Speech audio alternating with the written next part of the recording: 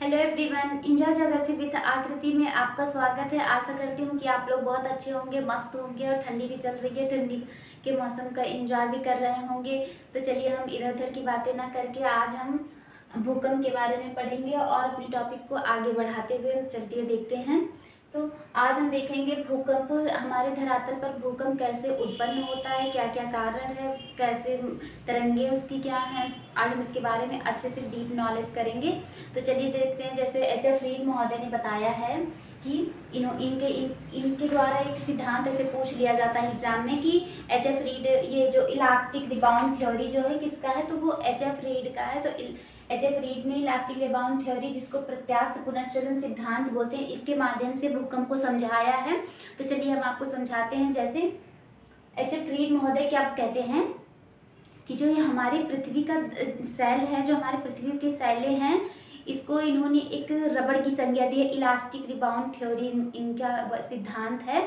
तो उसमें इन्होंने बताया है कि जो हमारा जो धरातल है, जो हमारी धरातल की जो सेलें हैं, इस पर जो एक बल लगता है, जब धरातल की सेलों पर दो प्रकार की बलें लगती हैं, एक तनाव मूलक, एक दबाव मूलक जब बल लगती हैं, तो चट्टानें जो हैं एक सीमा तक खींचती हैं। जैसे एक रबड़ होता है, जैसे ये एक रबड़ है, आप इसको खींचेंगे तो ये एक सीमा तक खिंचाव होगा, लेकिन फिर एक सीमा बाद ये ऐसे टूट के, और ये देखिए ये चट्टानें क्या है, ये एक दूसरे के फिर पास आने लगती हैं। सिकुड़ मतलब जब उसमें चटकन दरारें टूट जाती हैं सैले खंड खंड में, तो फिर वो पास पास आने लगती है, क्योंकि नीचे मैग्मा जल यही सब तो रहता है। तो उस पर चट्टानें तो तैरेंगे ही ना। तो फिर क्या होता है कि जैसे चट्टानों के आप खींचने पर टूट जाती है, तो ऐसे चट्टानें रबड़ को खींचने पर टूट जाता है। ऐसे जो हमारी चट्टानें होती हैं, जब उसमें एक खिंचाव होता है दो शक्तियों के कारण, जब उसमें दो तनावमूलक और दबावमूलक शक्तियों के कारण जब चट्टानों में खिंचाव होता है, तो चट्टानों की सेलें जो हैं वो टूट जाती हैं,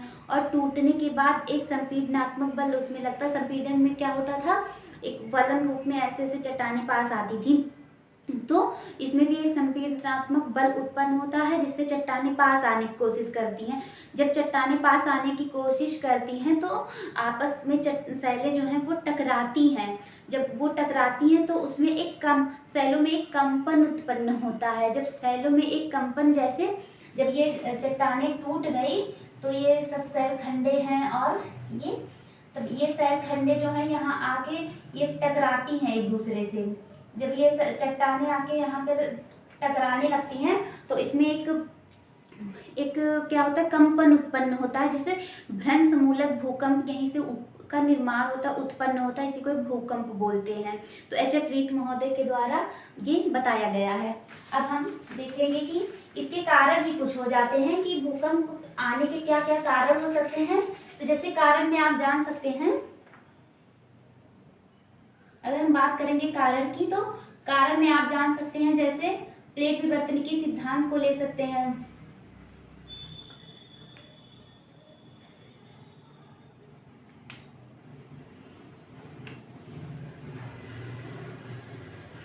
आप प्लेट विवर्तनिक सिद्धांत को ले सकते हैं। नेक्स्ट आप ज्वालामुखी ले सकते हैं। ज्वालामुखी के कारण भी भूकंप उत्पन्न होता है। नेक्स्ट आप पृथ्वी उत्पत्ति संबंधी संरचनाएं जो होती हैं उसको आप ले सकते हैं।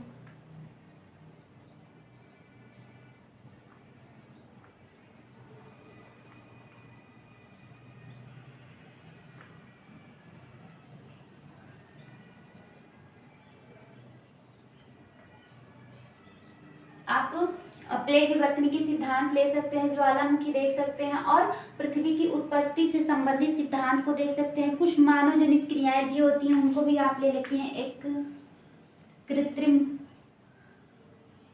क्रियाएं होती हैं, मानव जनित जो होती हैं, कृत्रिम क्रियाएं होती हैं, जो मानव जनित क्रियाएं होती हैं, आप इनको ले सकते हैं। जैसे प्लेट विवर्तनिकी, जब प्लेटें जो हैं आपस में टकराती हैं, उनमें भिड़ंत होती है, क्षेपित होती है, अपसारी बल लगता है, उससे भी चट्टानों में हलचल उत्पन्न होती है, जिसके कारण भूकंप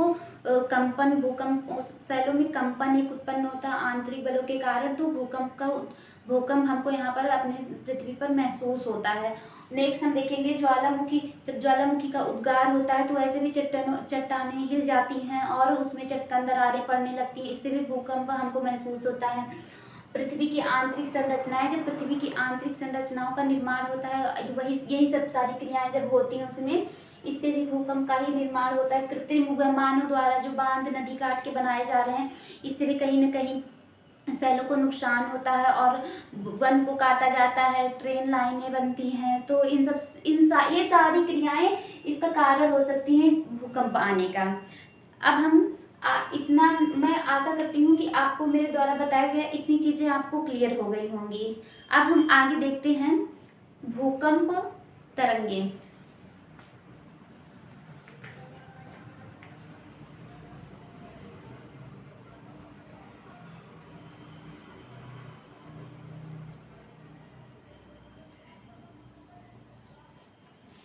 पृथ्वी पर भूकंप तरंगे कैसे देखिए उत्पन्न होता है, क्या कैसे होता है, इसमें क्रियाएं कुछ होती हैं। जैसे ये हमारा क्रस्ट है, ये हमारा क्रस्ट है और ये हमारा मेंटल है।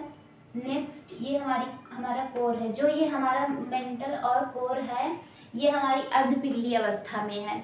ये हमारा जहाँ पर ये स्फेनोस्फेयर जो आपको मैंने बताया था 100 से 200 किलोमीटर तक, और ये हमारा कोर भी जो है ये हमारा क्या है, ये अर्धपिघली अवस्था में होता है। तो सबसे पहले एक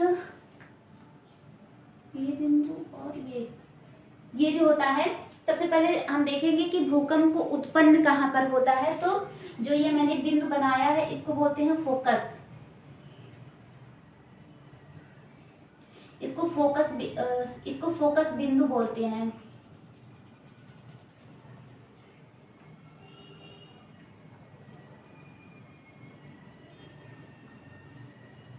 इसको फोकस बिंदु बोलते हैं, जिसको हाइपोसेंटर बोलते हैं।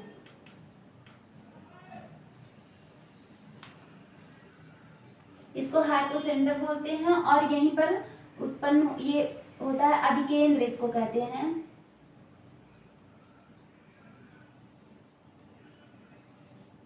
इसको अधिकेंद्र बोलते हैं, जिसको एपिसेंटर बोलते हैं।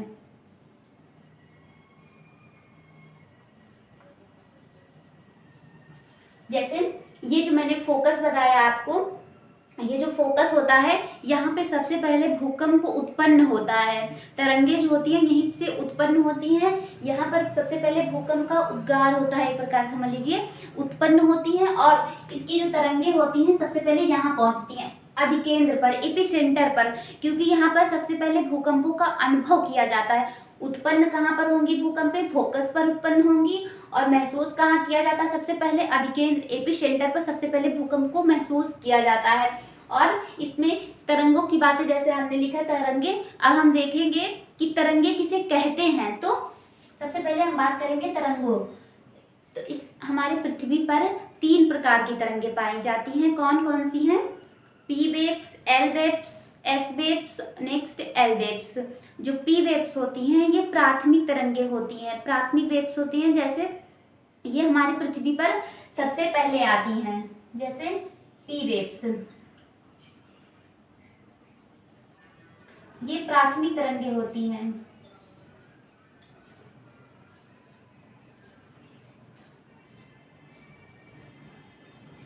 प्राइमरी वेव्स होती हैं। और एस वेव्स ये हमारी द्वितीय तरंगे होती है, जिसको सेकेंडरी वेव्स बोलते हैं।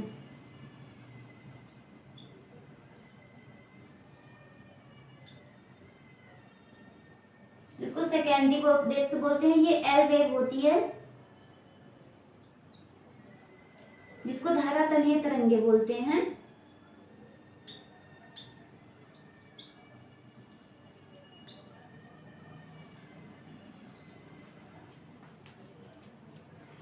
तो ये प्राइमरी वेव्स हो गई, ये सेकेंडरी वेव्स हो गई, और ये लॉन्ग वेव्स हो गई।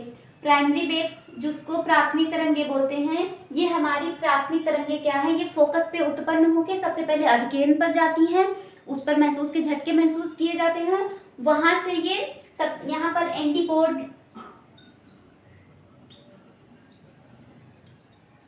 एंटीपोड पर आती हैं। ये प्राथमिक जो तरंगे हमारी होती हैं ये सबसे पहले हमारी एंटीपोड पर सबसे बहुत स्पीड पहुंचती हैं और ये कम विनाशी होती है, ये ज्यादा विनाश नहीं करती है। इनकी जो तरंग होती है ये एक संपीड़नात्मक बल के कारण जैसी होती है, बहुत छोटी इनकी तरंगे होती हैं ऐसे ऐसे। और इस सेकेंडरी वेव जो होता है ये, और ये एपिसेंटर जो ये हमारी प्राथमिक तरंगे होती हैं, प्राथमिक तरंगे ये ठोस, द्रव और गैस तीनों माध्यमों में गतिशील होती हैं।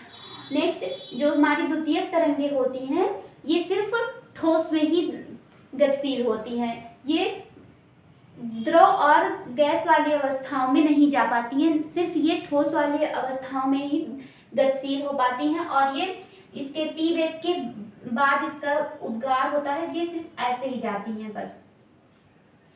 ये हमारे यहाँ गैस और ठोस वाले जगह पर नहीं आ पाती हैं। नेक्स्ट हम एल वेव्स की बात करेंगे। तो ये जो हम और ये जो एस वेव हमारी होती है ये प्राइमरी वेव से थोड़ा खतरनाक होती है, अब वो ज़्यादा विनाशकारी होती है। और एल वेव जो होती है सबसे ज़्यादा खतरनाक होती है और ये हमारे ठोस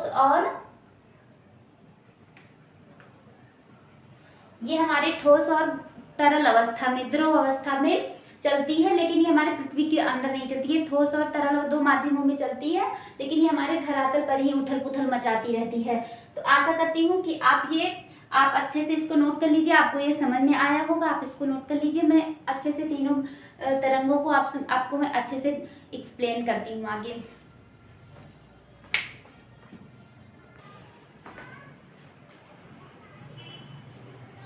अब हम तीनों तरंगों को देखेंगे। जैसे मैंने बताया था ये प्राइमरी तरंगे, जिसको पी वेव्स बोलते हैं, प्राइमरी वेव ये हमारी प्राथमिक तरंगे होती हैं।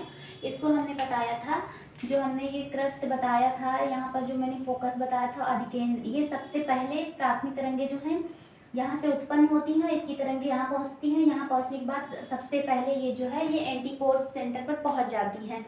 इसको क्या बोलते हैं, ये प्राथमिक तरंगे होती हैं। और ये जो होती हैं ये हमारे क्रस्ट, मेंटल और कोर तीनों माध्यमों में गतिशील होती हैं। ठोस, द्रव और गैस तीनों माध्यमों में क्या है ये गतिशील होती हैं। इसकी तीव्रता व कंपन जो है वो सर्वाधिक होती है, बहुत स्पीड में ये एंटीपोड लाइन पर पहुंचती है सबसे पहले। नेक्स्ट इसकी अनुदैर्ध्य तरंगे जो है, इसमें क्या पाई जाती है, अनुदैर्ध्य तरंगे। इसके प्रकाश लाइट वेव्स क्या होता है, इसकी अनुदैर्ध्य तरंगे जो है वो ध्वनि तरंगों के रूप में काम करती हैं। अनुदैर्ध्य तरंगे इसमें पाई जाती है। ये तरंग दैर्ध्य जो इसका है वो सबसे कम पाई जाती है, इसकी तरंग दैर्ध्य क्या है वो सबसे कम पाई जाती है। ये कम विनाशी होता है और ये 8 से 14 किलोमीटर प्रति सेकंड की चाल वेग से बहुत जल्दी ये पहुंच जाता है यहाँ पे। ये हो गया आपका प्राथमिक वेव। नेक्स्ट अब हम आ जाएंगे सेकेंडरी वेव, एस तरंगे जिसको बोलते हैं, द्वितीयक तरंगे जिसको बोलते हैं। जैसे ये सिर्फ हमारे ठोस भाग में ही गतिशील होती है बस। जैसे मैंने बताया था ये हमारा जो अधिकेंद्र हो गया था, यहाँ पे हमने बताया था फोकस मूल, और ये हमारा क्रस्ट, मेंटल कोर ये हो गया। और ये जो एस वेव जो होती है हमारी, ये सिर्फ हमारे ठोस पर ही गतिशील होती है, ये हमारे द्रव और गैस में नहीं जाती है। इसकी तीव्रता जो है वो पी से कम होती है। ये सेकेंडरी वेव होती है ना, सबसे पहले पी जो होती है वो तीनों माध्यमों में गुजरती है और सबसे पहले चलती है। नेक्स्ट जब सेकेंडरी वेव आती है तो ये दूसरी वेव होती है, तरंगे होती हैं, और ये पी वेव से कम इसकी तीव्रता होती है। इसमें तरंग दैर्ध्य पाई जाती है, तरंग दैर्ध्य काम करता था ध्वनि तरंगों के रूप में, और ये अनुप्रस्थ तरंगे होती हैं। इसमें ठोस में क्या होता है, अनुप्रस्थ तरंगे होती हैं, और प्राइमरी वेव्स में अनुदैर्ध्य तरंगे, प्राइमरी वेव्स में अनुदैर्ध्य तरंगे पाई जाती हैं और सेकेंडरी वेव्स में अनुप्रस्थ तरंगे पाई जाती हैं। इसमें क्या होता है, पी के बाद अधिकेंद्र पर पहुंचती हैं, ये जो मैंने भी बताया। नेक्स्ट अब है पी अधिक विनाशकारी होती है। प्राइमरी जो होती है ये अधिक विनाशकारी होती है, ये जो सेकेंडरी होती है ये इससे कम विनाशकारी होती है, और इसका वेग जो है वो 4 से 6 किलोमीटर प्रति सेकेंड के वेग से चलता है। तो ये हो गया आपका सेकेंडरी वेव्स, इसको आप नोट कर लीजिएगा। नेक्स्ट अब हम आ जाएंगे एल तरंगे जिसको लॉन्ग सरफेस वेव बोलते हैं या धरातलीय वेव बोलते हैं, और इसको लव वेव भी बोलते हैं। एक लव नामक वैज्ञानिक थे जिन्होंने खोज की थी और उनका नाम था लव, तो उन्होंने अपने ही नाम पर इसका नाम लव वेव रख दिया था। इस पे क्रियाएं जो लव डब टाइप्स की आती हैं। तो इसमें क्या होता है, ये एल तरंगे होती हैं लॉन्ग सरफेस वेव। ये जो होती हैं ये ठोस और द्रव दोनों अवस्थाओं में गुजरती हैं। जैसे मैंने बताया था ये इसमें नहीं जाएंगी, ये सिर्फ धरातल पर ही ऐसे उथल पुथल मचाती हैं। तो ये कैसी होती है, ये ठोस और द्रव दोनों माध्यमों में गतिशील होती हैं। ये केवल धरातल पर चलती हैं और इसकी तीव्रता जो है वो सबसे स्पीड में सबसे अधिक चल रहती है। इसकी तीव्रता पी वेव्स और एस वेव्स के अकॉर्डिंग जो है वो सबसे कम रहती है। इसकी तीव्रता सबसे कम रहती है और ये धीरे धीरे चलती है, लेकिन ये सबसे ज़्यादा खतरनाक होती है। ये सब तो आके कुछ ही मिनट सेकेंड का रहता है, समाप्त हो जाता है, ये लेकिन जो है ये घंटों चलती है। अभी देखिए तरंग इसमें क्या पाई जाती है, तरंग में सर्वाधिक पाई जाती है और ये सर्वाधिक विनाशकारी होता है और केवल धरातल पर चलती है। इसमें तीव्रता सबसे कम, इसकी तीव्रता सबसे कम, ये धीरे धीरे उत्पन्न होती है, धीरे धीरे विनाश करती है और ये सर्वाधिक विनाशकारी भी होती है। और ये 2 से 3 किलोमीटर तक प्रति हार्ट प्रति सेकेंड के चाल से इसका वेग होता है और ये धरातल पर सबसे ज्यादा उथल पुथल और विनाशात्मक क्रियाएं करती हैं। आप इसको नोट कर लीजिए। अब मैं चलिए आगे देख लेते हैं। कुछ भूकंप मापनी है, जैसे अब परीक्षाओं में आता होगा, आप लोगों ने इसको फेस किया होगा। जैसे मार्केली स्केल है, इससे क्या होता है, इसे जो भूकंप आते हैं, भूकंप से जो उसकी तीव्रता का जो उसका नुकसान होता है, जो भूकंप आता है जब नुकसान होता है और वो कितनी तीव्रता का तक आया उसका मापन किया जाता है कि भूकंप की तीव्रता कितनी थी। तो किससे किया जाता है, मार्केली स्केल। इसका एक पैमाना होता है जो 0 से 12 इसका मापन होता है, 0 से 12 डिजिट में इसका मापन होता है। मार्केली स्केल भूकंप के नुकसान की तीव्रता का मापन करता है और 0 से 12 डिजिट तक इसका मापन होता है। नेक्स्ट हम आ जाएंगे रिक्टर स्केल पर। रिक्टर स्केल जो होती है, ये होती है भूकंप तरंगों की तीव्रता का मापन। ये क्षेत्रों का करता है, जैसे कि जिस क्षेत्र में भूकंप आया था तो उसका मापन किया जाता है कि किस तीव्रता से आया था। और ये जो है रिक्टर स्केल जो है, ये भूकंप तरंगों की, जो भूकंप तरंगे रहती हैं उनका मापन करता है कि वो किस तीव्रता से आया। और सिस्मोग्राफ जो है ये भूकंप का अध्ययन करता है। ये सिस्मोग्राफ जो होता है ये कई जगह भारत में लगाया गया है, देहरादून, दिल्ली, पुणे, मुंबई, ये आदि जगहों पर, कोलकाता के पश्चिम बंगाल, यहाँ सब कई जगह पर ये लगाया गया है। तो ये हमारा मेंटल हो गया और ये हमारा कोर हो गया। ये कैसा है, ये अर्ध पिघली अवस्था में है, ये अर्ध पिघली अवस्था में है। जहाँ पर हमने बताया था आपको फोकस मूल और यहाँ पर हमने बताया था अधिकेंद्र। इसको हमने क्या बताया था, फोकस मूल, हाइपोसेंटर, और ये अधिकेंद्र था आपका।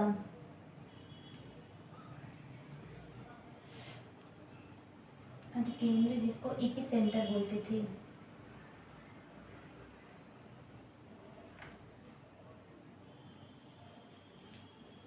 सबसे पहले भूकंप यहाँ पर जनरेट होता है, यहाँ पर उत्पन्न होता है और इसकी तरंगे जो हैं वो यहाँ पहुँचती हैं। यहाँ पहुँचने के बाद तरंगे फिर यहाँ पर आती हैं। सबसे पहले हमने बताया था प्राइमरी वेव्स, एस वेव्स और एल वेव्स। तो जो ये पी तरंगे होती हैं, पी एस एल, 3 प्रकार की तरंगे होती हैं। जो पी तरंगे होती हैं ये सबसे पहले यहाँ पर उत्पन्न होती हैं और इसकी तरंगे यहाँ पहुँचती हैं। यहाँ से ये तरंगे जो है, यहाँ से ये तरंगे इतनी स्पीड में यहाँ पर एंटीपोड लाइन पर आकर पहुंच जाती हैं सबसे स्पीड में। ये ठोस, द्रव,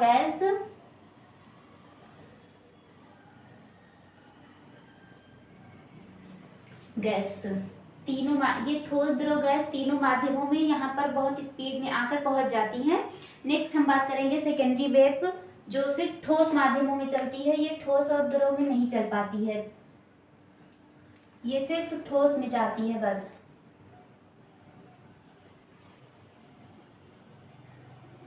ये ठोस माध्यमों में चलती है।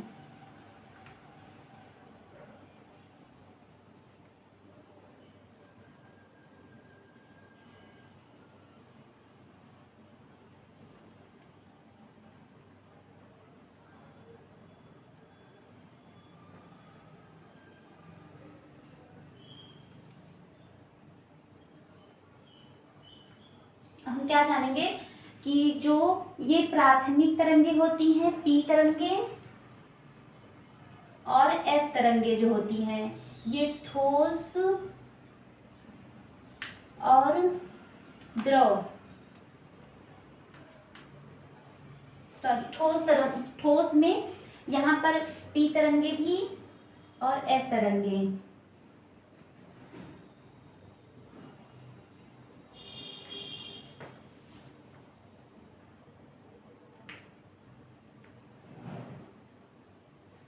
दोनों गुजर रही हैं। ठोस माध्यमों से क्या हो रहा है, पी तरंगे और एस तरंगे दोनों जनरेट हो रही हैं, गुजर रही हैं। ये आगे यहाँ पे 145 तक या कहीं कहीं 103 दिया रहता है इसका क्षेत्र। इसको आप देख लीजिएगा, जैसे एग्जाम में पूछा जाएगा आप देख लीजिएगा। 145 इसका क्षेत्र दिया रहता है। ये इस इतने तक जो होती है ये ठोस, और प्राइमरी वेव और सेकेंडरी वेव जो होती है ये दोनों पहुंचती है, और धरातल ये वेव जो होती है सिर्फ धरातल पर ही पहुंचती है। लेकिन अब ये जो एस तरंगे होती हैं ये इसमें द्रव, ये यहाँ पर कोर और मेंटल में नहीं पहुंच पाती हैं। एस तरंगे क्या होती हैं,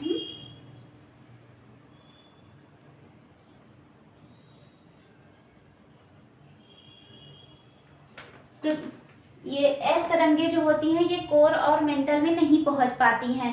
पी तरंगे जो होती हैं ये तीनों माध्यमों में पहुंच जाती हैं। एस तरंगे कोर मेंटल में नहीं पहुंच पाती हैं, पी तरंगे तीनों माध्यमों में जाती हैं, और ठोस में पी और एस दोनों जाती हैं। इसके बाद हम देखेंगे कि जो ये पी तरंगे जो होती हैं ये यहाँ पर जब आती हैं तो ये कुछ अपने मार्ग में इसमें जो अर्धपिघली अवस्था होती है इसमें विचलित हो जाती हैं। आने पर इसके मार्ग में थोड़ा सा विचलन हो जाता है, और कुछ स्थान होता है जहाँ पर पी वेव भी नहीं पहुँच पाती है। अभी मैं बता रही हूँ जहाँ पर पी और एस दोनों नहीं पहुँच पाता। ये यहाँ तक है। ये जो होता है ये 100 क्या होता है 105, सॉरी मैंने गलत लिख दिया, इसका क्षेत्र 105 तक होता है। यहाँ पर आप इसको सही कर लीजिएगा, ये 105 तक होता है और 145 यहाँ होता है। 145 इसका क्षेत्र यहाँ होता है, जो जहाँ पर पी तरंगे जो हैं वो पहुँच जाती हैं, जहाँ पर पी तरंगे पहुँच जाती हैं और अपना छाया क्षेत्र बनाती हैं। यहाँ पर पी तरंगे और एस तरंगे दोनों नहीं पहुँच पाती हैं। पी तरंगे और एस तरंगे नहीं पहुँच पाती हैं, इसलिए इसको प्राथमिक और पी तरंग और एस तरंग छाया क्षेत्र कहा जाता है। पी तरंग और एस तरंग छाया क्षेत्र इसको कहा जाता है। इसको इतने एरिया को क्या कहा जाता है, पी तरंग और एस तरंग छाया क्षेत्र कहा जाता है। यहाँ पर पी तरंग और एस तरंग दोनों नहीं पहुँच पाती है, और यहाँ से लेके 105 से ले करके ये 145 का पूरा ये यहाँ 105 तरंगे जो होती हैं ये यहाँ पर एस तरंगे नहीं पहुँच पाती हैं। यहाँ पर क्या होता है, यहाँ पर एस तरंगे नहीं पहुँच पाती हैं, इसको एस तरंग छाया क्षेत्र कहा जाता है, सेकेंडरी वेव छाया क्षेत्र। इसको एस तरंगों का छाया क्षेत्र कहा जाता है, और इसको पी और एस प्राथमिक तरंगे और सेकेंडरी तरंगे दोनों का छाया क्षेत्र कहा जाता है। और धरातलीय तरंगे जो होती हैं वो हमारे यहाँ धरातल पर विद्यमान रहती है। यहीं पर ही इसकी तीव्रता सबसे कम होती है, और ये सबसे खतरनाक होती है, सबसे ज़्यादा हलचल मचाती है और सबसे ज़्यादा उथल पुथल मचाती है, सबसे ज़्यादा विनाश करती है धरती पर। ये होती है, इसका कोई छाया क्षेत्र नहीं बनता है। और अब मैं एक बार इसको और फिर से आपको समझाना चाहूँगी। जैसे जो ये हमारा अधिकेंद्र होता है और ये हमारा फोकस मूल होता है, जो हमारा ये फोकस मूल होता है, यहाँ पर तरंगे सबसे पहले उत्पन्न होती हैं। नेक्स्ट इसकी जो तरंगे होती हैं सबसे पहले यहाँ अधिकेंद्र ईपी सेंटर पर पहुँचती हैं। ईपी सेंटर पर ये सबसे पहले यहाँ पर इसके तरंगों को महसूस करता है। जब यहाँ पर तरंगे महसूस होती हैं सबसे पहले, तो जो ये हमारी प्राथमिक तरंगे होती हैं जो सबसे पहले जनरेट होती है, तो ये यहाँ से उत्पन्न होकर ये यहाँ एंटीपोड लाइन तक आके पहुँच जाती है, जिसका क्षेत्र होता है 145 तक। यहाँ पर आके पहुँच जाती है और ये तीनों माध्यमों में ठोस, द्रव, गैस तीनों माध्यमों से होकर गुजरती हैं। और नेक्स्ट हम बताएंगे फिर इसके बाद सेकेंडरी वेव आती है। सेकेंडरी वेव जो होती है उसकी तीव्रता पी वेव से कम होती है और वो सिर्फ ठोस में ही चलती है। उसका क्षेत्र क्या होता है, ये ठोस में ही 105, कहीं कहीं 103 दिया रहता है, बस इतने तक ही होता है। अगर पूछा जाए 105 और 103 तक, तो इसमें प्राथमिक वेव और सेकेंडरी वेव दोनों आ जाती है, लेकिन यहाँ तक 145 तक जो होता है इसमें सिर्फ प्राथमिक तरंगे ही आती हैं। नेक्स्ट यहाँ पर प्राथमिक और सेकेंडरी वेव दोनों आ जाती है। इसका कुछ बीच का स्थान बच जाता है जो 105 से 145 के बीच का, दोनों तरफ यहाँ पर पी तरंगे और एस तरंगे दोनों नहीं पहुँच पाती हैं। जब यहाँ पर पी और एस तरंगे नहीं पहुँच पाती हैं तो इसको पी वेव्स और एस वेव्स का छाया क्षेत्र कहा जाता है। इसको प्राथमिक तरंगे और सेकेंडरी वेव का छाया क्षेत्र कह दिया जाता है। लेकिन यहाँ पर सिर्फ प्राथमिक तरंगे नहीं पहुँच पाती हैं और एस तरंगे, लेकिन इतनी दूर में जो होती हैं वो प्राथमिक तरंगे पहुँच जाती हैं। यहाँ पर एस तरंगे नहीं पहुँच पाती, तो एस तरंगों के लिए क्या हो जाएगा, ये 105 से लेकर पूरा 105 क्या हो जाता है, ये एस वेव छाया क्षेत्र कहा जाता है। इतने दूर यहाँ पर प्राथमिक तरंगों और यस तरंगों दोनों का छाया क्षेत्र कहा जाएगा, और यहाँ से लेके यहाँ तक का एस वेव छाया क्षेत्र कहा जाएगा, सेकेंडरी वेव छाया क्षेत्र कहा जाएगा। और जो ये धरातलीय तरंगे होती हैं, एल वेव जो खतरनाक वेव होती है, जिसको लव वेव भी बोलते हैं, इसका कोई भी छाया क्षेत्र नहीं बनता है। तो चलिए, आशा करती हूँ कि आपको मेरे द्वारा बताया गया ये भूकंप बहुत अच्छे से समझ में आया होगा। आपकी परीक्षा की दृष्टि से ये बहुत इंपॉर्टेंट है, बहुत ज़्यादा ही महत्वपूर्ण है। आप इसको नोट कर लीजिए और मेरे चैनल को लाइक, सब्सक्राइब और शेयर करिए, और ताकि मेरा चैनल ग्रो करे। धन्यवाद।